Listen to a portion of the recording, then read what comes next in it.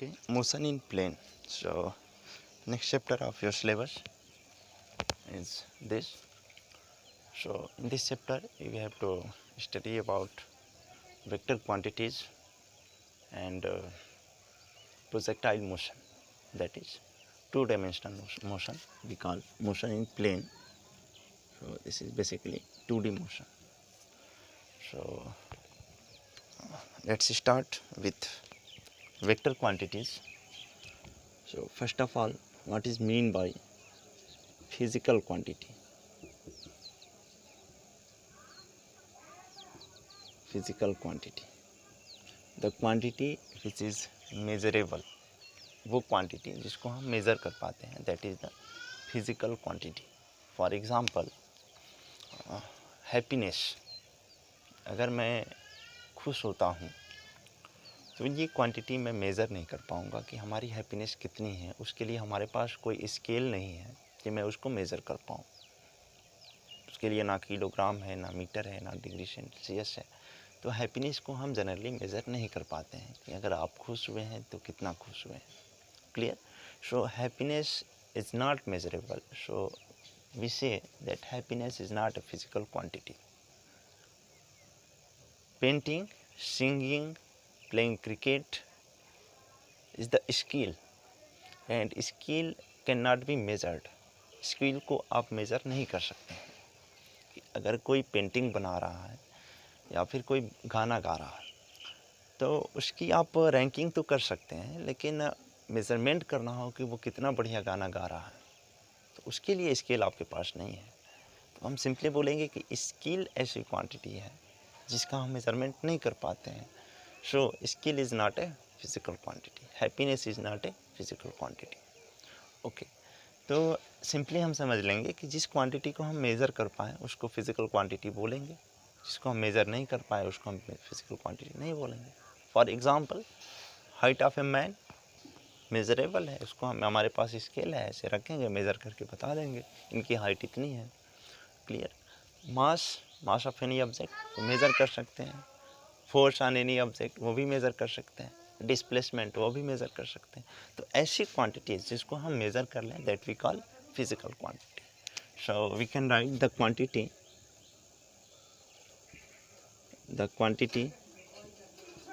which is measurable is called physical quantity. Now in physical quantity there are two quantities, that is scalar, another is vector. हमने देखा अपने nature में कि जो physical quantities हैं उनके जो कैरेक्टरिस्टिक्स है वो अलग अलग हैं. फॉर एग्ज़ाम्पल मेरे को अगर 1 kg मास ख़रीदना है, शुगर ख़रीदना है 1 kg, तो उसके लिए मैं एक नंबर बोलता हूँ, है ना, नंबर के साथ एक यूनिट बोलता हूँ. हमें 1 kg चाहिए, 2 kg चाहिए.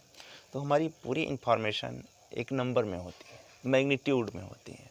तो ऐसी क्वांटिटीज़ जिसको हम बस मैग्नीट्यूड से रिप्रेजेंट करें that we call scalar quantity.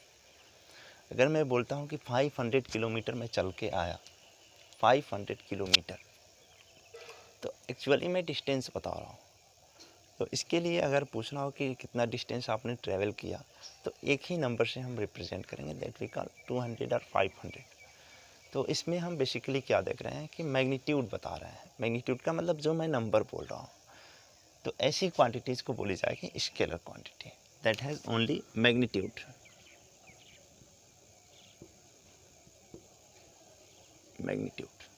Example mass, speed, distance. Okay, that's all. उसके बाद आप जैसे जैसे आगे पढ़ेंगे आपको अंडरस्टैंडिंग होगी कि हाँ हमें किसको स्केलर बोलना है, किसको वेक्टर बोलना है. Second, vector. तो अगर कोई कार चलती है, ये ऐसे चली, ये ऐसे चली, A to B and B to C, तो इसमें हम अगर डिस्टेंस कैलकुलेट करेंगे तो AB प्लस BC कह लेंगे. लेकिन जब आपसे बोला जाता है कि डिस्प्लेसमेंट कैलकुलेट करिए तो डिस्प्लेसमेंट के पास डायरेक्शन होती है कि अगर आप बताते हैं कि डिस्प्लेसमेंट AC हुआ तो आपको बताना पड़ेगा कितने एंगल पे हुआ या फिर किस डायरेक्शन में हुआ। तो जब भी आप डिस्प्लेसमेंट किसी ऑब्जेक्ट का बताएंगे तो दो चीज़ें बताएंगे, AC बताएंगे, AC का मतलब कोई नंबर आएगा, मैग्नीट्यूड होगा, और आप ये डायरेक्शन बताएंगे कि यहाँ से जो डिस्प्लेसमेंट हुआ A to C है ये किस डायरेक्शन में है। दूसरा एग्जांपल ऐसे समझ सकते हैं कि किसी का अगर आप लोकेशन बताते हैं, कि अगर मैं अपने कॉलेज का लोकेशन बताऊं, तो लोकेशन के लिए हमारे पास दो चीज़ें होनी चाहिए।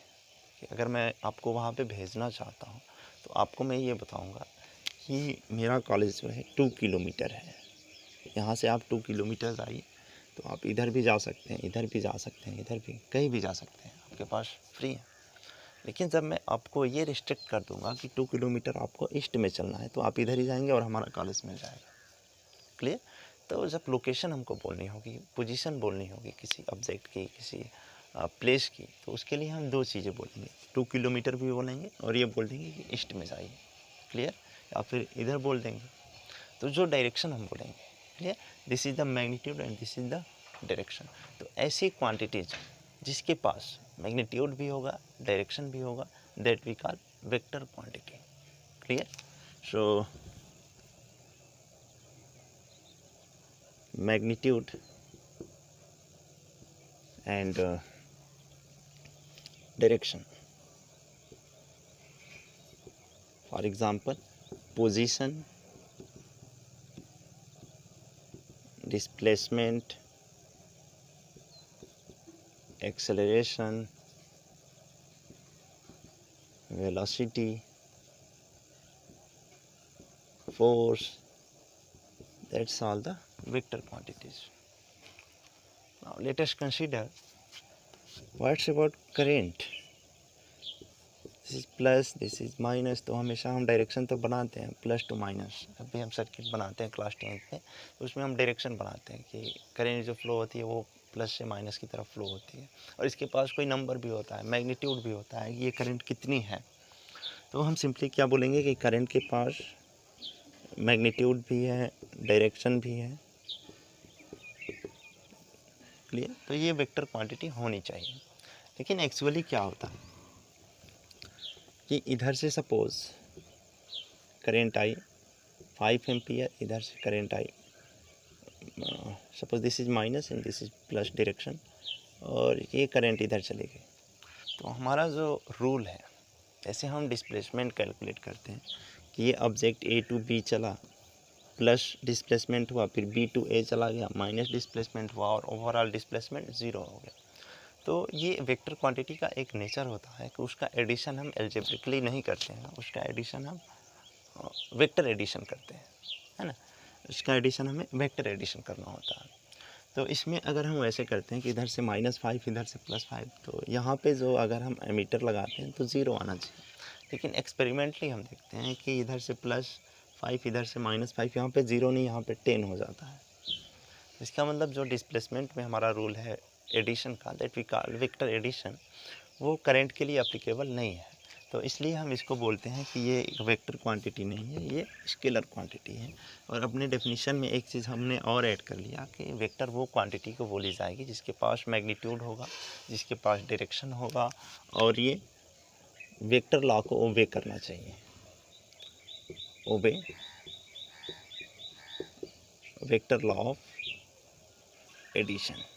ये वेक्टर लॉ ऑफ एडिशन क्या है, इसको हम आगे समझेंगे कि कैसे वेक्टर्स का एडिशन करते हैं, फिर उसको समझ लेंगे कि वेक्टर एडिशन क्या होता है।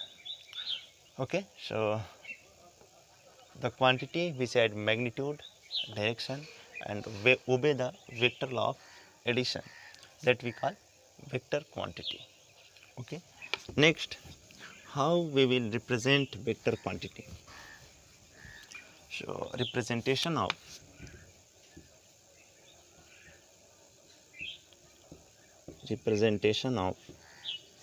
vector quantity.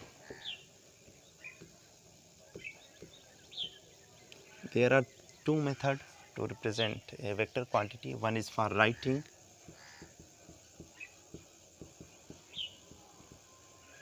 and second one is graphical.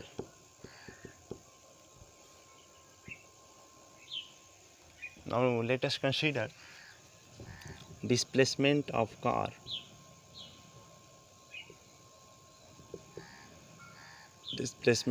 car is 2 kilometre towards east. ये इंफॉर्मेशन लिखी हुई है, तो वर्ड में लिखा हुआ है, इसको हम रिप्रेजेंट करना चाहते हैं। तो राइटिंग के लिए सिंपली हम क्या लिखेंगे, x is equal to 2 towards east.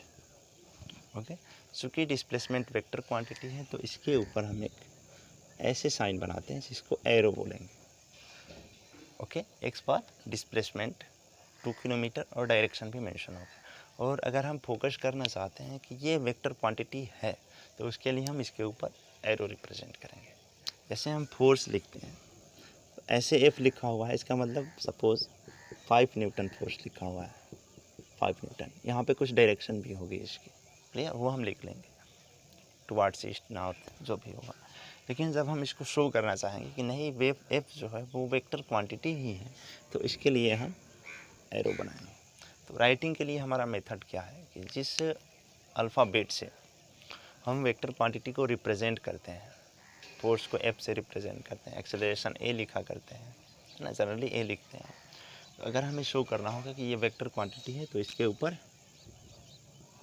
एक एरो लगाएंगे, क्लियर। ये तरीका होता है राइटिंग का। ओके, अब यही इन्फॉर्मेशन मैं अगर ग्राफिकल मेथड में करूँ तो उसके लिए हमारे पास एक ग्राफ होगा और हमारे पास डायरेक्शंस पता है, this is north, south, east, west, ये डायरेक्शंस होती हैं। हम यहाँ पे ओरिजिन अगर मान लेते हैं कि कार ने यहाँ से चलना स्टार्ट किया था और ये जो बॉक्स है इसको मैं 1 किलोमीटर बोल लेता हूँ, 1 किलोमीटर स्क्वायर। तो यहाँ से 2 किलोमीटर तो बनाना है, लेकिन ये 1 2 इधर नहीं बनाएंगे, हम किधर बनाएंगे, ईस्ट डायरेक्शन में बनाएंगे। यहाँ से हमने बनाया सपोज 1 2 और यहाँ से ऐसे एरो रिप्रेजेंट कर दिया। इसका मतलब ये कि कार यहाँ से चली थी, इस डायरेक्शन में चली थी। तो जैसे हम इस ग्राफ को देखेंगे तो इस ग्राफ में हमें पता है कि ये 1 किलोमीटर है, ये 1 किलोमीटर है।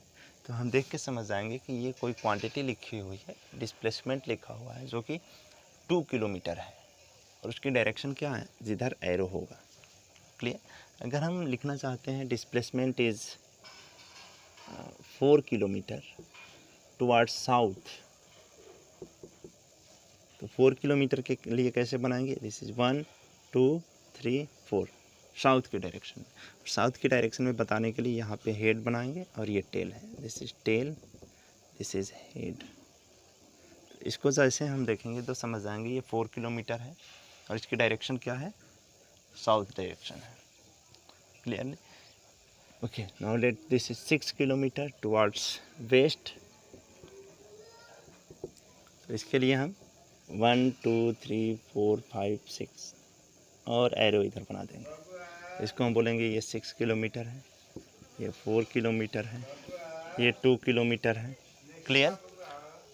तो इसमें एक चीज़ हम देख रहे हैं कि जो एरो का लेंथ है, जनरली लेंथ से हम क्या रिप्रेजेंट कर रहे हैं, वेक्टर क्वांटिटी या मैग्नीट्यूड, क्लियर। तो ग्राफिकल मेथड में मैग्नीट्यूड किसी वेक्टर क्वांटिटी का हम कैसे रिप्रेजेंट करते हैं, length of arrow, length of arrow represent magnitude. Head से हम क्या रिप्रेजेंट कर रहे हैं, इधर हेड बना हुआ है मीन्स टुवार्ड ईस्ट, इधर बना हुआ है टुवार्ड्स साउथ, इधर बना हुआ है टुवार्ड्स वेस्ट। तो हम क्या लिखेंगे, डायरेक्शन किससे रिप्रेजेंट कर रहे हैं, head of the arrow, head of arrow represent direction of vector quantity. So this is the graphical method. Graph में हमको बनाना होगा तो इसके लिए हम मेज़रमेंट लिख लेंगे, है ना, और जितना मैग्नीट्यूड होगा उतना लेंथ बनाएंगे और जिस डायरेक्शन में हो रहा होगा उधर हम एरो बना लेंगे। This is the graphical method. So next, types of vector quantity. So generally we write a vector quantity is polar, and one is axial. So displacement of car is 2 kilometer. What does it mean?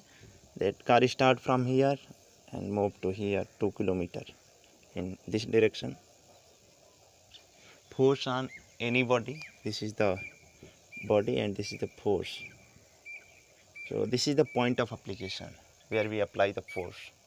So in some quantities we see that there are a particular application, point of application, and there is a particular initial point.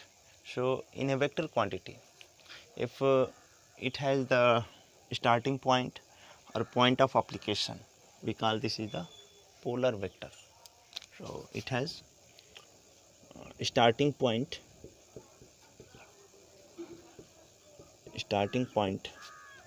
or point of application,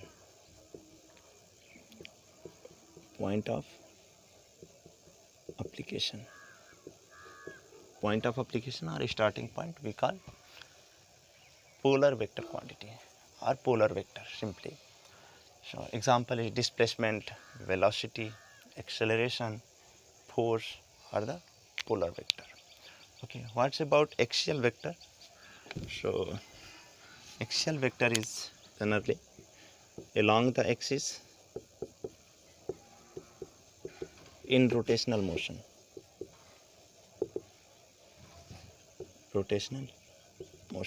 For example, this is the fan and this is rotating, ये ऐसे rotate कर रहा है. तो जब आप rotational motion पढ़ेंगे तो इसमें डिफरेंट टर्म्स पढ़ेंगे, that is angular momentum,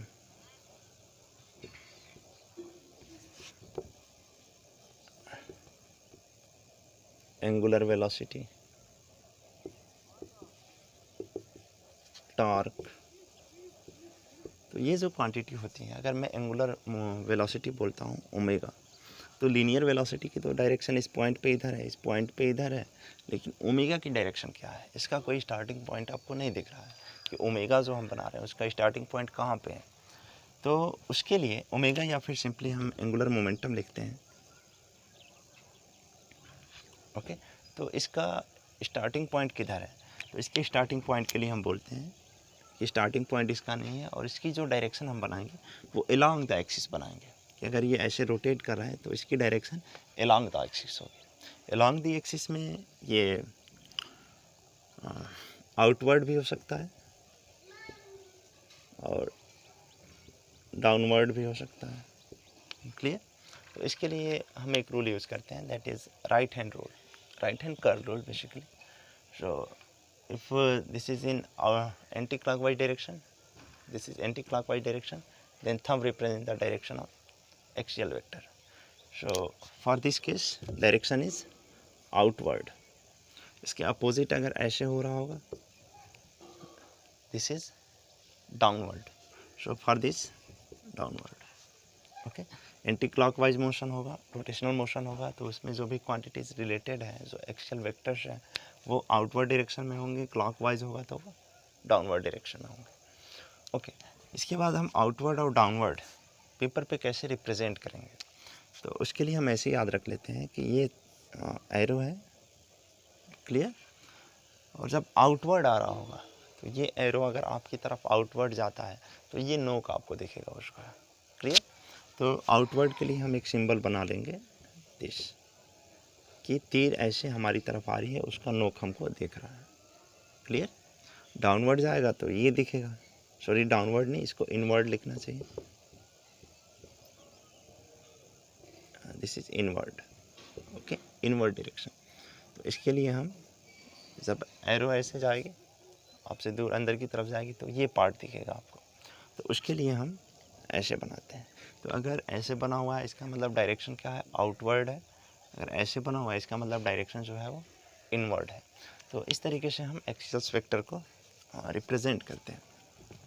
okay, so next is the equal vector.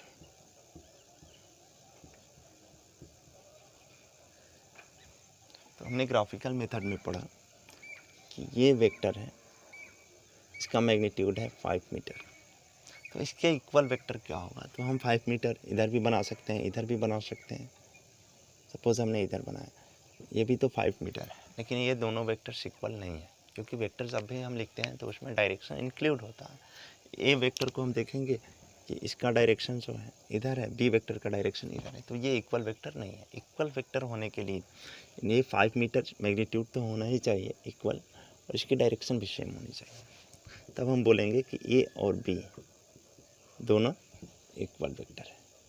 When two vectors are equal, when the magnitude of both vector is same and direction is same.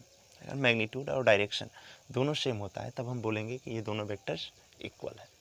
थोड़ा सा भी direction change हो जाता है तो वो vectors equal नहीं है।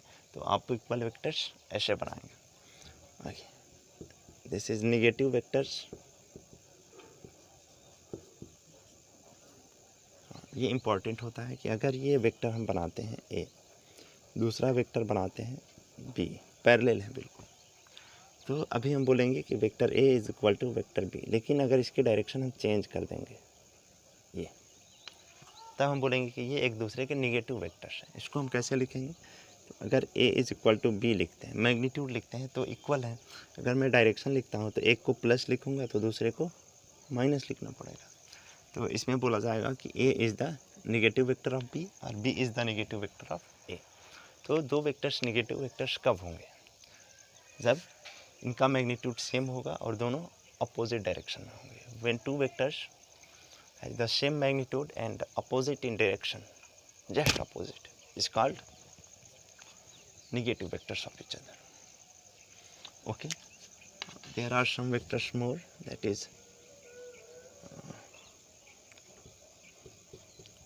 coplanar, means two vectors lies on a same plane। दो वेक्टर्स होंगे, थ्री वेक्टर्स होंगे, एक ही प्लेन पे होंगे तो उसको हम कोप्लेनर बोलेंगे। को इनिशियल, तो को इनिशियल वर्ड से समझ में आ रहा है, जिसका इनिशियल पॉइंट सेम होगा, दैट इज को initial.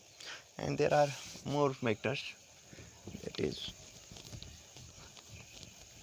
one is the important vector, that is the unit vector। Unit vector, so now let us consider it has magnitude 10।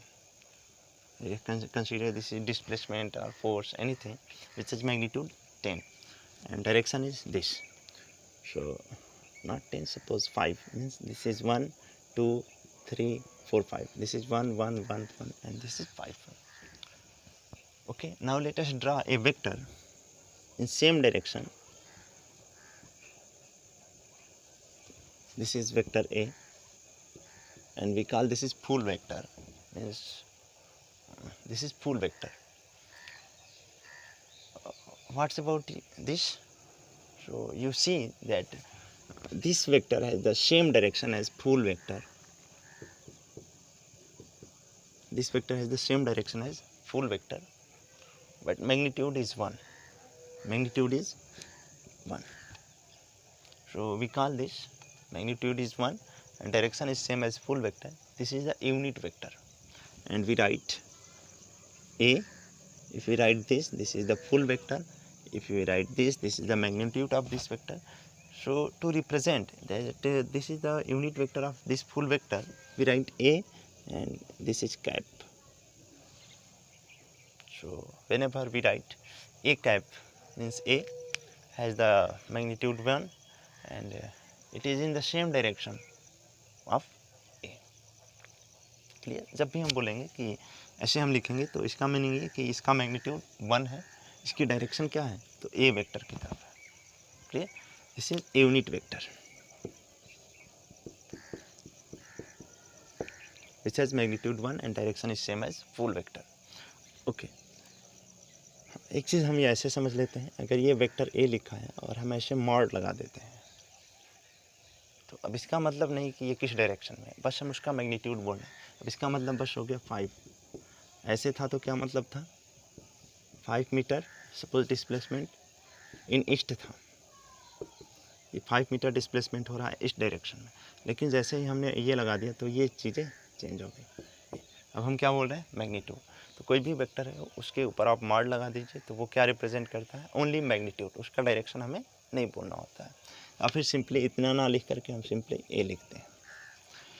ऐसे लिखा हुआ है मतलब वेक्टर लिखा हुआ है, ये लिखा हुआ है मतलब हम वेक्टर हो या कुछ भी हो उसका हम मैग्नीट्यूड ले रहे हैं, है ना। वेक्टर तो है लेकिन उसका हम मैग्नीट्यूड ले रहे हैं। तो हम फुल वेक्टर और यूनिट वेक्टर में एक रिलेशन इस्टेब्लिश करना चाहते हैं। तो सबसे पहले हम इसको इक्वल लिख लेते हैं। डायरेक्शन से तो सेम है, दोनों की डायरेक्शन सेम है, लेकिन इसका मैग्नीट्यूड 1 है, इसका मैग्नीट्यूड 5 है, दोनों को इक्वेट हम नहीं लिख सकते। तो यहाँ पे हम अगर 5 से डिवाइड कर लेते हैं तब हो जाएगा 5/5 इज़ 1, और दोनों तरफ डायरेक्शन भी सेम और दोनों तरफ वेक्टर क्वांटिटीज़ भी होंगे। लेकिन ये 5 ना लिख करके हम अगर ए लिख देते हैं तो ए का मीनिंग क्या है, 5 मैग्नीट्यूड, तो यहाँ पे हमने लिख लिया ए। तो ये यूनिट वेक्टर्स और फुल वेक्टर्स में रिलेशन हो गया, that is a. This is full vector, unit vector, and this is the magnitude of vector. Okay, so that's all about vector quantities and its type. Okay, thank you.